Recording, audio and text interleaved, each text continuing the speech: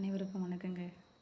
தினந்தோறும் கிடைக்கிற சின்ன மகிழ்ச்சியை தாண்டி என்றைக்கோ எப்போ செஞ்ச கவலையையும் எதிர்காலத்தில் வர கவலையை நினச்சி கவலைப்படுறவங்களா நீங்கள்? இந்த பதிவு உங்களுக்கு தாங்க. தீதும் நன்றும் பிறர் தர வாரா. இந்த வரிகளை அதிகமாக உணர்ந்தவங்க இந்த மாதிரி கவலைப்படவே மாட்டாங்கங்க. ஏன்னு கேட்டிங்கன்னா, நல்லதும் கெட்டதும் யாருமே நமக்கு செய்ய போகிறதில்ல, நம்மளாக உருவாக்கிக்கிறது தான். ஒரு செயலை செய்யும்போது அது நல்லதில் முடிஞ்சாலும் கெட்டதில் முடிஞ்சாலும் அதை நம்மளாக உருவாக்கினோம் என்ற மைண்ட் செட்டில் இருந்துட்டிங்கன்னா, எதிர்காலத்தில் எவ்வளோ பெரிய பிரச்சனையாக இருந்தாலும் ஈஸியாக கடந்துட முடியுங்க.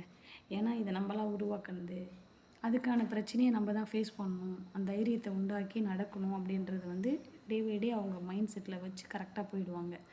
ஆனால் செயலை செஞ்சுட்டு ஒன்றுமே தெரியாத மாதிரி எனக்கு ஏங்க இந்த பிரச்சனைலாம் ஏன் இந்த கடவுள் என்னை இப்படி சோதிக்கிறாருன்னு கேட்கும்போது எப்படி தாங்க இருக்குங்க? பிறந்த குழந்தை ஏன் அலறனே தெரியாமல் அழுதுங்க கிடக்கும் பாருங்களேன், அந்த மாதிரி இருக்குங்க நீங்கள் சொல்கிறது. அதனால் எதையுமே உணர்ந்து செய்யுங்க, அவ்வளோ பெரிய பிரச்சனை வராது, கடந்து போயிடலாம்.